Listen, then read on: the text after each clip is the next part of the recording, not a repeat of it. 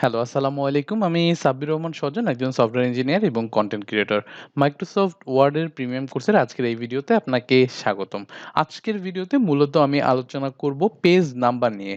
Page নাম্বারটা কিন্তু খুবই গুরুত্বপূর্ণ একটা জিনিস যারা স্টুডেন্ট অবস্থায় আছেন এবং আপনাদের বিভিন্ন ডকুমেন্ট অ্যাসাইনমেন্ট তারপরে থিসিস পেপার লেখা লাগে তাদের জন্য কিন্তু এই নাম্বার ফরম্যাটটা কিন্তু খুবই গুরুত্বপূর্ণ একটা জিনিস। নাম্বারটা কিন্তু অনেক সময় আমরা দিতে ভুলে যাই কিন্তু প্রফেশনালিজম যদি আপনি মেইনটেইন করতে চান, অবশ্যই আপনাকে পেজ নাম্বারটা দিতে হবে।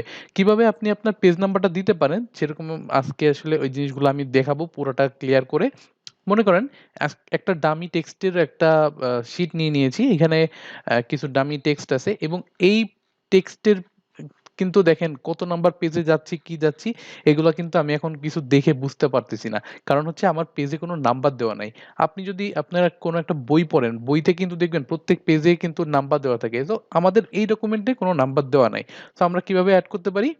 আমরা সরাসরি এড করার জন্য চলে যাব হচ্ছে ইনসার্ট অপশনে। ইনসার্ট অপশন থেকে আমরা এখানে দেখেন এই যে নিচে হেডার, ফুটার তারপরে আছে পেজ নাম্বার। পেজ নাম্বারটা এখানে অনেক ধরনের পেজ নাম্বার আছে যে টপ অফ দ্য পেজ মানে আমাদের পেজের উপরে যদি আমরা ব্যবহার করতে চাই নাম্বারটা মানে যেহেতু বিভিন্ন ধরনের ফরম্যাট আছে আমি যেভাবে ইচ্ছা ব্যবহার করতে পারি। সো আমি যদি আমার পেজের উপরের সাইডে ব্যবহার করতে চাই তাহলে কিভাবে ব্যবহার করব? এই যে একটা স্টাইল। সো আপনি যদি ১ম এ যেকোনো একটা স্টাইল আমি দেখি এখানে অনেকগুলা স্টাইল আছে। আপনার যেটা ভালো লাগে আপনি সেটাই ব্যবহার করবেন। কোনো সমস্যা নাই। এখানে বাঁধা ধরা কোনো নিয়ম নাই। আ আপনি মনে করেন আ আমার এখানে কোনটা ইউজ করা যায়? এইটা।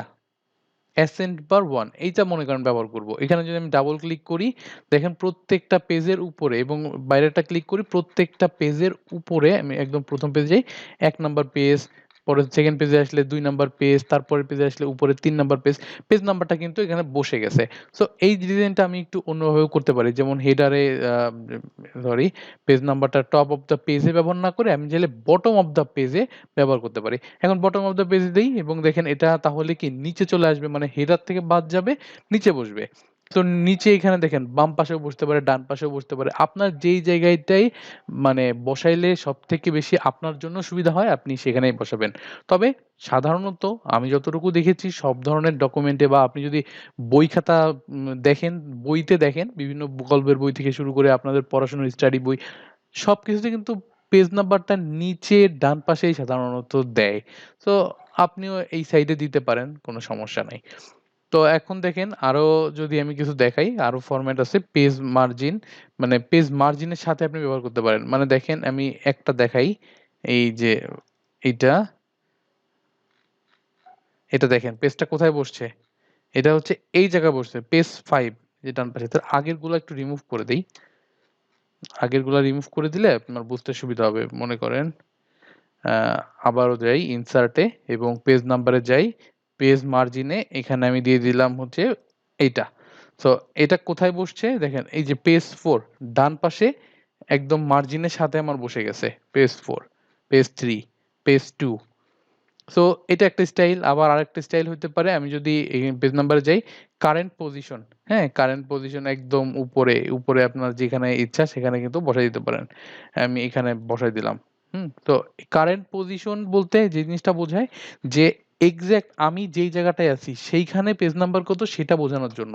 তার মানে মনে করেন কোনো একটা কারণে আমার এই ১ম পেজে বা ২য় পেজে এই জায়গাটায় আমার পেজ নাম্বারটা দরকার, হ্যাঁ? সেক্ষেত্রে আমি ইনসার্ট এ যাবো, পেজ নাম্বারে যাবো, কারেন্ট পজিশন এ ক্লিক করব এবং এইখানে থেকে আমি মনে করেন এই যে এটা দিয়ে দিলাম। সো এটা এখানে বসে গেছে। এটা কিন্তু অন্য কোথাও বসে নাই। অন্য কোনো পেজে কিন্তু নাই। ওটা জাস্ট এক জায়গায় বসছে। তো এটাই মূলত আমার পেজ নাম্বার নিয়ে আলোচনা। তারপরেও যদি আপনার মনে হয় এখানে রিমুভ পেজ নাম্বার দিলে আপনার পেজ নাম্বার গুলা রিমুভ হয়ে যাবে। সব ধরনের সবগুলা একদম রিমুভ হয়ে যাবে। আর এটাই মূলত এটা যায় না। কারণ এটা যেহেতু আমরা কাস্টম ব্যবহার করছি এজন্য এটা যেতে চায় না। এটা একটু সমস্যা করে। এটা আপনি আলাদাভাবে ডিলিট করে দিতে হবে। যদি আপনি কাস্টম ভাবে কোনো একটা টেক্সটের মাঝে ব্যবহার করেন। সো এই ছিল মূলত আজকের আলোচনা। আজকে যদি আপনি একটা ডকুমেন্ট নিয়ে সেখানে পেজ নাম্বার বসাইতে পারেন আপনার মতো করে তাহলে সেটাই হচ্ছে আজকের এই পুরো ভিডিওর সার্থকতা। ওকে?